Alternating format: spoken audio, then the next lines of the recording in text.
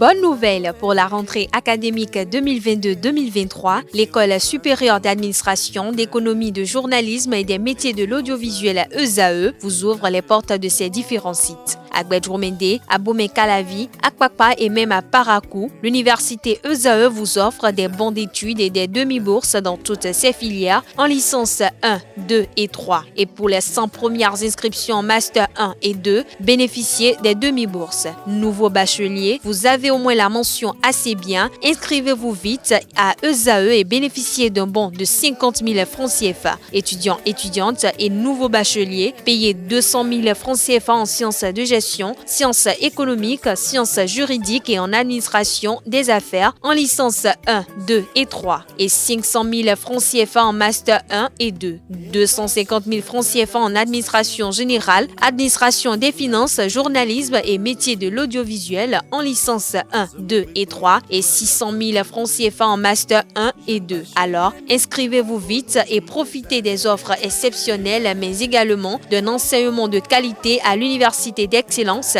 ESAE. Infoline 90 93 65 21 ou le 98 98 14 00. ESAE, l'excellence à un nom. Bonjour à nouveau, chers amis internautes. Le quotidien béninois d'information générale et d'analyse, l'informateur titre ce matin en manchette: législative de janvier 2023 au Bénin, la campagne électorale lancée à minuit. Les électeurs sans carte invités à se rapprocher des arrondissements, les listes intégrales des PFC et CA de la Sénat. L'ambiance générale de l'information politique à la veille est à retrouver à la page 3 de la livraison de ce jeudi matin. Secteur agricole, le gouvernement ne va plus fixer le prix de certains produits. Les producteurs désormais libres de suivre le coût du marché pour vendre. L'article édifiant est à retrouver à la page 4. Pour exploitation d'une radio sonore locale non commerciale, la firme ESAE, en groupement avec Groupe Colon, recrute du personnel qualifié. Retrouvez le communiqué de presse rendu public à l'occasion dans les colonnes de la parution de ce matin de l'informateur, dont l'oreille droite de la une de ce matin, comme à chaque parution, vous invite à découvrir dans les colonnes de sa parution les productions journalistiques des étudiants en formation de journalisme à l'École supérieure d'administration, d'économie, de journalisme et des métiers de l'audiovisuel ESAE. Le quotidien national d'information affiche ce matin en manchette: Caisse nationale de sécurité sociale, le mode de calcul des pensions revu. L'article est à retrouver à la page 5. Campagne des élections législatives de 2023. Les partis signent une charte de bonne conduite en vue d'assurer une campagne médiatique saine et responsable. La haute autorité de l'audiovisuel et de la communication, HAC, et les responsables des partis politiques en lice pour le compte des élections législatives de janvier prochain, où leurs représentants ont signé ce mercredi 21 décembre une charte de bonne conduite. Retrouvez le compte rendu à la page 2 de la page ce matin du quotidien de service public. Recherche scientifique à l'université d'Abomey-Calavi, des inventions pour l'employabilité des jeunes exposés. L'article édifiant est à retrouver à la page 9.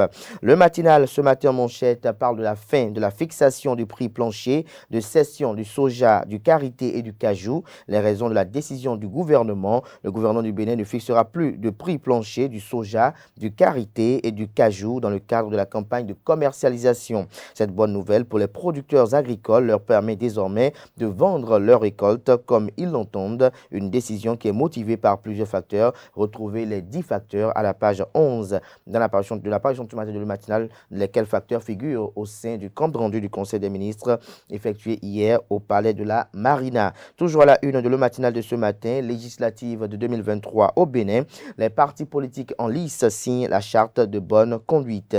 Matin libre ce matin en manchette: législative de 2023, Patrice Talon poursuit son opération de charme. Retrouvez l'article édifiant à la page 2. Toujours à la une de Matin Libre de ce matin, Bénin, journaliste privé de liberté, avalanche de réactions sur le cas de Virgile Aroncet. Info Matin ce matin en manchette: législative de janvier 2023, 15 jours pour convaincre 6 600 572 électeurs dès minuit. Des détails sur l'article du confrère à la page 3 de sa parution du jour. Le quotidien Le Béninois Libéré libère ce matin en manchette. Tragique comédie politique à la veille de la campagne électorale. Omer Guédou, le faux comédien qui veut ternir l'image du bloc républicain. L'honorable Tchaou n'a ni le temps ni les mains pour tondre la tête d'un clébard. Retrouvez l'article du journal à la page 3 de sa parution de ce matin. Toujours à la une du journal Le Béninois libéré de ce matin, émission veut Bachelor Afrique francophone sur Canal+, une honte pour la femme africaine, estime le confrère.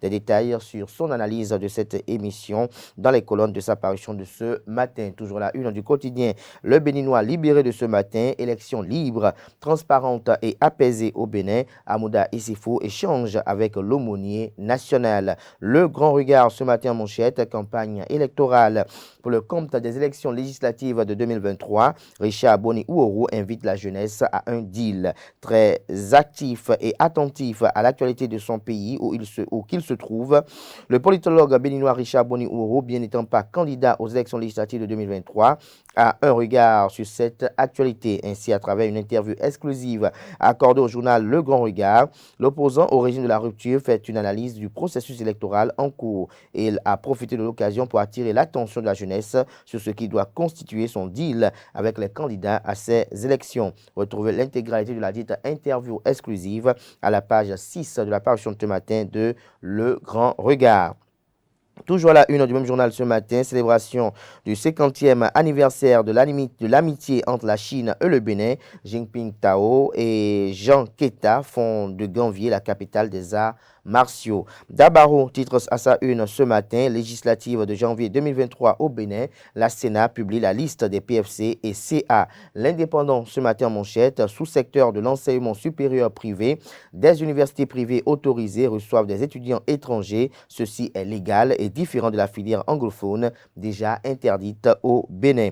Toujours à la une du quotidien L'Indépendant de ce matin, carnaval international de Ouida, plus de 400 acteurs de scène dans la rue à Ouida du 28 au 31 décembre 2022. Des précisions sur l'article dans les colonnes de la page ce matin du journal. Nous passons à présent au quotidien Le Grand Regard qui titre ce matin à la une, théorie de la bonne gouvernance. Talon et Biden sur la même longueur d'onde, estime le journal. Retrouver son analyse comparative dans les colonnes de sa parution de ce matin.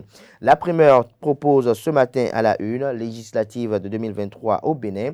La Commission électorale nationale autonome Sénat publie la liste des coordonnateurs d'arrondissement. La campagne électorale officiellement lancée ce vendredi. Toujours à la une du même quotidien ce matin. Audience à la Cour constitutionnelle, élection libre, transparente et apaisée. Le message de l'aumônier national au président Amouda Issifou est à retrouver dans les colonnes de la page ce matin du journal. L'autre vision communique en manchette ce matin.